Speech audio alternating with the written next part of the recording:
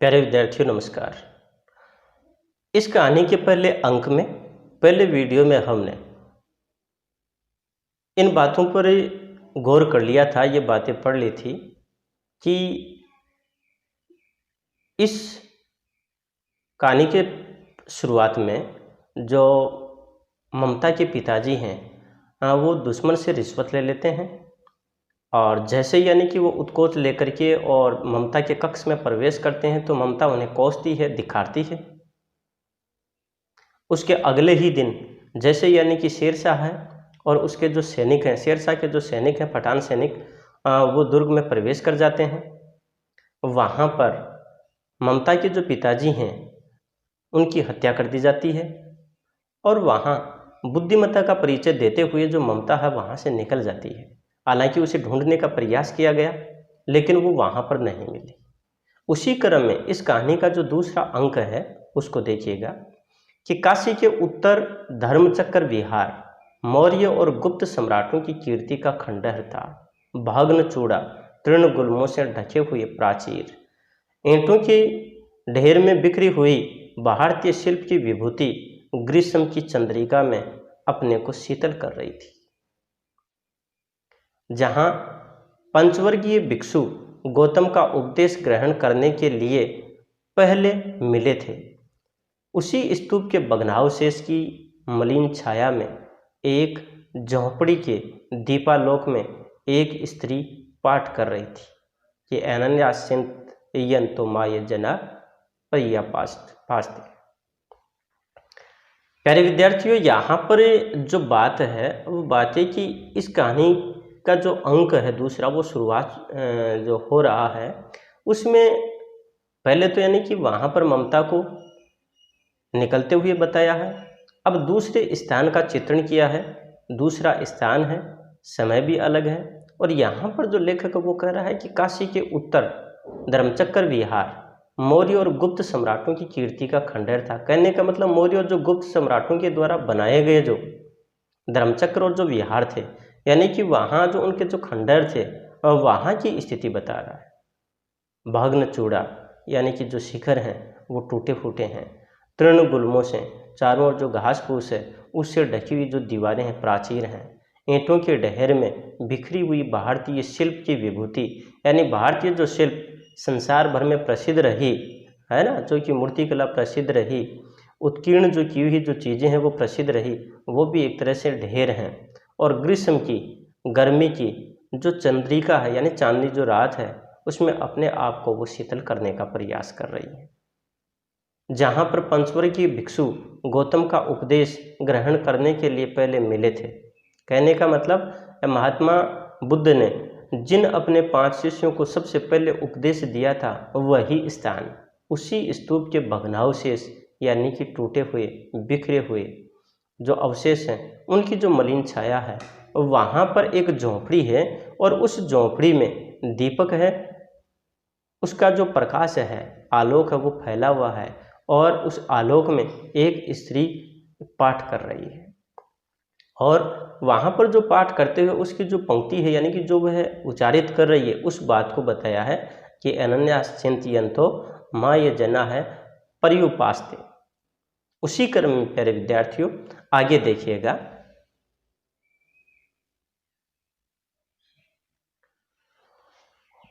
पाठ रुक गया। एक भीषण और हताश आकृति दीप के मंद प्रकाश में सामने खड़ी थी। स्त्री उठी। कहने का तात्पर्य अचानक से वहाँ पर जैसे ही वो महिला पाठ कर रही है, स्त्री पाठ कर रही है, तो उसने देखा कि वहाँ पर कोई बाहर की तरफ कोई एक मलिन छाया सी कोई परछाई उसे दिखाई दे रही है और वह तुरंत वहाँ पर उठ खड़ी होती है।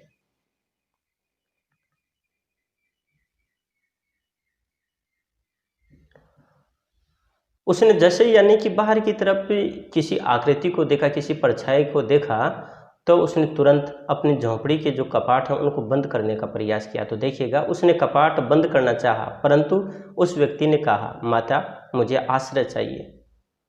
तुम कौन हो? स्त्री ने पूछा। मैं मुगल हूँ, चौसा का युद्ध चौसा युद्ध में शेरशाह से विपन्न होकर रक्षा चाहता हूँ, इस रात अब आगे चलने में असमर्थ हूँ। क्या शेरशाह से? स्त्री ने अपने ओठ काट लिए। हाँ माता।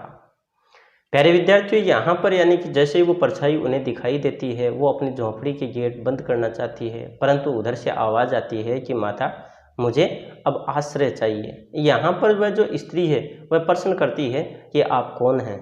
तो उधर से जवाब आता है कि मैं मुगल हूँ, चौसा युद्ध में शेरशाह से विपन्न होकर यानी कि उसमें हार करके आया हूँ और अब अपनी जो रक्षा है वो चाहता हूँ, और अब इस रात में आगे चलने में मैं असमर्थ हूँ। तो यहाँ पर फिर वो जवाब देती है, क्या शेरशाह से? स्त्री ने अपने होठ काट लिए।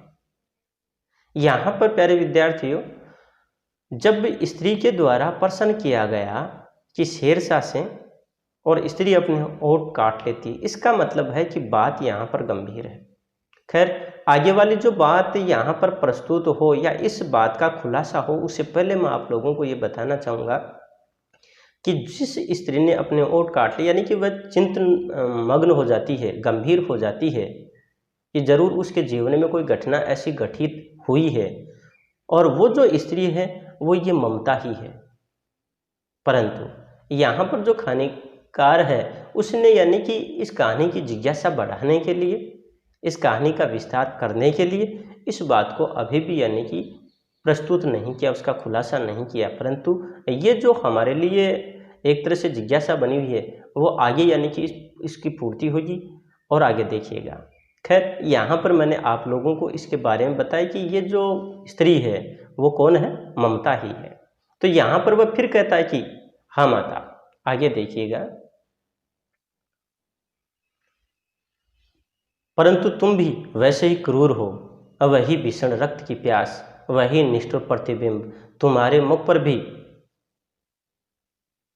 है। सैनिक, मेरी कुटी में स्थान नहीं, जाओ कहीं दूसरा आश्रय खोज लो। गला सूख रहा, साथी छूट गए, अश्व गिर पड़ा, इतना थका हुआ हूँ, इतना। कहते कहते वह व्यक्ति धम से बैठ गया और उसके सामने ब्रह्मांड घूमने लगा।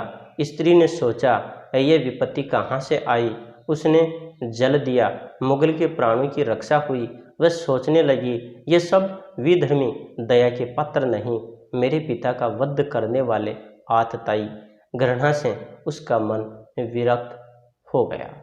प्यारे विद्यार्थियों, यहाँ पर जो वह स्त्री है वह कह रही है कि आप लोग भी यानी कि आप सभी क्रूर हो, निर्दयी हो, आपके भीतर भी एक तरह से रक्त बहाने की जो प्यास है ना वही दिखाई दे रही है।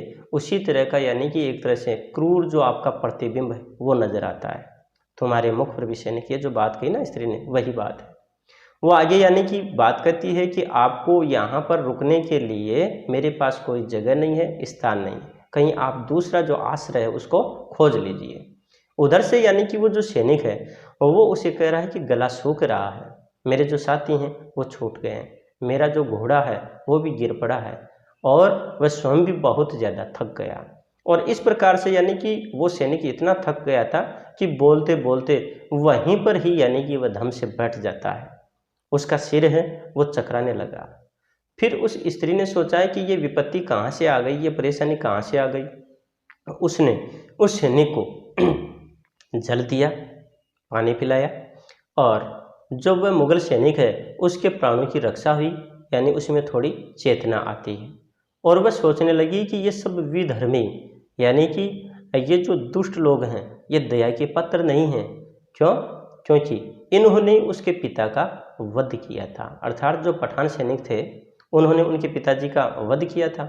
और इधर ये भी यही बात कह रहा है कि वो शेरशाह से युद्ध करके आया, तो दोनों में अंतर क्या रहा? ये भी खून का प्यासा और वो भी खून के प्यासे। तो इसलिए क्या है कि उसका जो मन है वो घृणा के कारण छिन्न हो गया, विरक्त हो गया। आगे यहाँ पर देखिएगा, स्वस्थ होकर मुगल ने कहा, माता तो फिर मैं चला जाऊं? स्त्री विचार कर रही थी, मैं ब्राह्मणी हूँ, मुझे तो अपने धर्म अतिथि देव की उपासना का पालन करना चाहिए, परंतु यहाँ नहीं, ये सब विधर्मी दया के पात्र नहीं, परंतु ये दया तो नहीं, कर्तव्य करना है। तब मुगल अपनी तलवार टेक कर खड़ा हुआ। ममता ने कहा, क्या आश्चर्य कि तुम भी छल करो? ठहर, छल नहीं, तब नहीं स्त्री, जाता हूँ। तैमूर का वंशधर स्त्री से छल करेगा? जाता हूँ, भाग्य का खेल है। प्यारे विद्यार्थियों, यहाँ पर ये जो कथन है, यहाँ जो इस कहानी में ये बातें दी गई हैं, ये एग्जाम की दृष्टि से बहुत ज़्यादा महत्वपूर्ण है, इसलिए हमें इन पर बहुत ज़्यादा ध्यान देना है, गौर करना है। यानी जब उस स्त्री के द्वारा उस मुगल सैनिक को पानी पिलाया गया और उसने ये कहा कि भाई आप यहाँ से चले जाओ, तो वह फिर उससे इजाज़त चाहता है कि क्या मैं चला जाऊँ, अपना विचार रखता है। अब यहाँ पर देखिए कि भारतीय संस्कृति, भारतीय विचार, भारतीय संस्कार, उनका यहाँ पर परिचय मिल रहा है। और इस स्त्री पात्र में अर्थात इस ममता में ये उसकी चारित्रिक विशेषताएं हैं, और ममता की चारित्रिक विशेषताओं को आधार बना करके एक प्रश्न हमें पूछा जा सकता है। तो देखिएगा, यहाँ पर वो कह रही है कि स्त्री विचार कर रही थी कि मैं ब्राह्मणी हूँ, मुझे तो अपने धर्म अतिथि देव की उपासना का पालन करना चाहिए। अर्थात हमारे जो भारतीय संस्कृति है उसमें अतिथि को देवता के समान माना गया है, और घर आए अतिथि की हमेशा यानी उपासना होनी चाहिए, उसका सम्मान होना चाहिए, उसकी सेवा होनी चाहिए। परंतु फिर वह विचार करेगी, परंतु यहाँ नहीं, ये सब विधर्मी, यानी कि ये दुष्ट हैं, दया के पात्र नहीं है। परंतु ये दया तो नहीं, कर्तव्य करना है। तब वहाँ पर एक तरफ तो वह ये सोच रही है कि मुझे इसकी सहायता करनी चाहिए, परंतु वहीं विधर्मी होने के कारण, दुष्ट होने के कारण वो ये भी सोच रही है कि मुझे क्या इसकी सहायता करनी चाहिए कि नहीं करनी चाहिए। एक तरफ ये विचार आता है कि भारतीय संस्कृति को आधार बना करके देखें तो सहायता करनी चाहिए, परंतु दूसरी तरफ यानी कि एक तरह से वो आतताई हैं, आक्रमणकारी हैं, उस दृष्टि से देखा जाए तो उनकी सहायता नहीं करनी चाहिए। परंतु फिर भी यहाँ पर ममता की जो आत्मा है वो उन्हें फिर यही जवाब देती है कि उसे अपने कर्तव्य का पालन करना चाहिए। दूसरी तरफ जो मुगल है वो अपनी तलवार को टेक करके खड़ा होता है। तब वहाँ पर ममता उससे प्रश्न करती है कि क्या आश्रय, तुम भी छल करो? ठहरो, कि भले ही चाहे मैं आपको यानी कि आश्रय दे दूं, लेकिन क्या जरूरी है कि आप उसके साथ छल ना करो, क्योंकि वहाँ पर जो ममता है उस सुनसान क्षेत्र में अकेली है। अब जैसे ही यानी कि वो ये बात कहती है तो देखिएगा कि सामने उस सैनिक का जो जवाब आता है वो जवाब एक प्रश्न के रूप में बनता है। तो ध्यान देना, छल नहीं, तब नहीं स्त्री, जाता हूँ। तैमूर का वंशधर स्त्री से छल करेगा? जाता हूँ, भाग्य का खेल। यहाँ पर जो बात कही गई वह बहुत ही गंभीर बात है, क्योंकि जैसे ही यानी कि उस स्त्री ने अर्थात ममता ने ये प्रश्न किया तो उस मुगल सैनिक को बड़ा आश्चर्य होता है कि मुगल सैनिक कभी किसी के साथ धोखा नहीं कर सकता, और वो भी स्त्री के साथ। यहाँ पर बात है ना कि तैमूर का वंशधर स्त्री से छल करेगा। कहने का यहाँ पर भाव ये है कि जो मुगल सैनिक हैं या मुगल जो शासक हैं वो कभी भी किसी नारी जाति के साथ में धोखा नहीं कर सकते। आगे जो बात करा कि भाग्य का खेल है, यानी यहाँ पर वो अपने भाग्य पर तरस खाता है। क्यों? क्योंकि वह तो एक मुगल बादशाह है, उसके बाद भी उसे आज दर दर की ठोकरें खानी पड़ रही हैं, लोगों से आश्रय मांगना पड़ रहा है, जबकि वह तो लोगों को आश्रय देने वाला है, वो तो लोगों को अपनी शरण में रखने वाला है, परंतु आज स्वयं शरण पाने के लिए एक तरह से याचक बना हुआ है। इसलिए यहाँ पर यह बात कही गई है कि भाग्य का खेल है। आगे देखिएगा,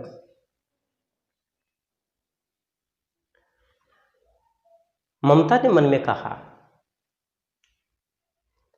यहाँ कौन दुर्ग है, यही झोंपड़ी ने, जो चाहे ले ले, मुझे तो अपना कर्तव्य करना पड़ेगा। वह बाहर चली आई और मुगल से बोली, जाओ भीतर, थके हुए भयभीत पथिक, तुम चाहे कोई हो, मैं तुम्हें आश्रय देती हूँ। मैं ब्राह्मण कुमारी हूँ, सब अपना धर्म छोड़ दें तो मैं भी क्यों छोड़ दूँ। मुगल ने चंद्रमा के मंद प्रकाश में वह महिमामय मुखमंडल देखा, उसने मन ही मन नमस्कार किया। ममता पास की टूटी हुई दीवारों में चली गई। भीतर तके पथिक ने झोंपड़ी में विश्राम किया।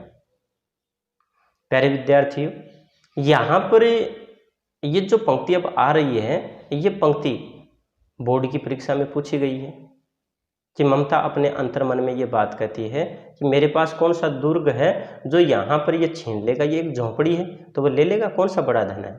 परंतु यहाँ पर वो अपने कर्तव्य पथ से पीछे नहीं हट रही है और वह वहाँ से बाहर चली आती है और उस मुगल सैनिक से कहती है कि हे हारे हुए और भयभीत पथिक, आप यहाँ पर विश्राम कर लीजिए, मैं आपको आश्रय देती हूँ। और भले ही चाहे लोग सब अपना धर्म क्यों ना छोड़ दें, लेकिन मैं ब्राह्मण कुमारी हूँ, मैं अपने धर्म को नहीं छोड़ सकती।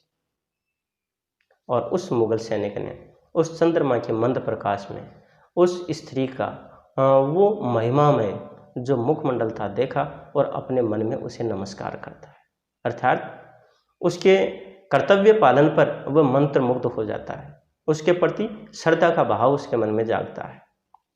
ममता पास की जो टूटी हुई जो दीवारें हैं उनमें चली जाती है और भीतर थके पथिक ने झोंपड़ी में विश्राम किया। उसके बाद में आगे देखिएगा,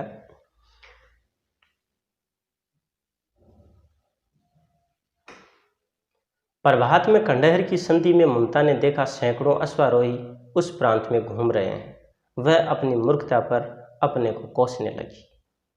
अब उस झोंपड़ी से निकलकर उस पथिक ने कहा, मिर्जा मैं यहाँ। यानी कि रात्रि के मध्य जैसे ही उस मुगल सैनिक को उसने आश्रय दिया, सुबह हुई तो उसने देखा कि वहाँ पर कई सैकड़ों जो सैनिक हैं वो ढूंढ रहे हैं और फिर उसे अपने आप पर पछतावा हुआ, या यूँ कहें कि अपनी मूर्खता पर अपने आप को ही वह कोसने लगी कि उसको ये आश्रय क्यों दिया, क्योंकि यहाँ पर वो ढूंढते ढूंढते आ जाएंगे और जो ममता है उसको भी खोज लेंगे। और उस झोंपड़ी में विश्राम कर रहे जो पथिक था, राहगीर था, अर्थात जो सैनिक था, उसने पुकारा कि मिर्जा मैं यहाँ हूँ। मिर्जा जो है एक पद होता है। और आगे जो घटनाक्रम होता है उसको देखिएगा।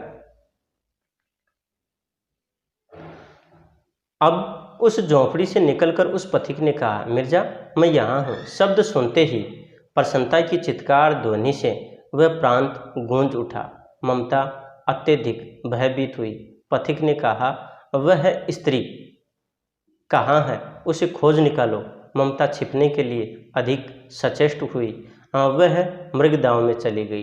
दिन भर उसमें से न निकली। संध्या में जब उन लोगों के जाने का उपक्रम हुआ तो ममता ने सुना पथिक घोड़े पर सवार होते हुए कह रहा है, मिर्जा उस स्त्री को मैं कुछ दे न सका, उसका घर बनवा देना, क्योंकि मैंने विपत्ति में यहाँ विश्राम पाया है, ये स्थान भूलना मत। इसके बाद वे चले गए। प्यारे विद्यार्थियों, यहाँ पर यानी कि वो जो सैनिक हैं वो उसे खोजते हुए आते हैं। यानी कि जिस सैनिक को, जिस मुगल को, कहने का तात्पर्य यहाँ पर ये मुगल शासक हुमायूं है, और उसी को खोजते हुए यानी कि उसके सैनिक आए थे। और जैसे ही यानी कि ये झोंपड़ी से बाहर निकल करके और मिर्जा को पुकारता है तो सभी को खुशी होती है, और उसी के कारण क्या है कि पूरा जो प्रांत है वो उसकी जय जयकार से गूंज उठता है। लेकिन उधर जो ममता है वो ज़्यादा डर जाती है, और उधर वो जो पथिक है उसने कहा, यहाँ पर भी प्रश्न बनता है कि पथिक ने क्या कहा। तो देखिएगा कि वह स्त्री कहाँ है, उसे खोज निकालो। ममता छिपने के लिए अधिक सचेष्ट हुई, ज़्यादा सावधान हो जाती है। वह कहीं गुप्त स्थान में चली जाती है और दिन भर उस स्थान से बाहर नहीं निकली। शाम के समय जब वो लोग जाने लगे तब यानी कि ममता ने सुना कि उस पथिक ने घोड़े पर चढ़ते हुए अपने मिर्जा से कहा था कि मिर्जा उस स्त्री को कुछ न दे सका, उसका घर बनवा देना, क्योंकि मैंने विपत्ति में यहाँ विश्राम पाया था, ये स्थान भूलना मत। ये बात यानी कि वो जो मुगल शासक हुमायूं है वो अपने मिर्जा से कह करके जाता है, और उसके बाद वो वहाँ से प्रस्थान कर जाते हैं। प्यारे विद्यार्थियों, आज के इस अंक में हम इतना ही अध्ययन करेंगे, और जो शेष भाग है वो हम आगे वाले वीडियो में पढ़ेंगे। और तब तक के लिए नमस्कार, धन्यवाद।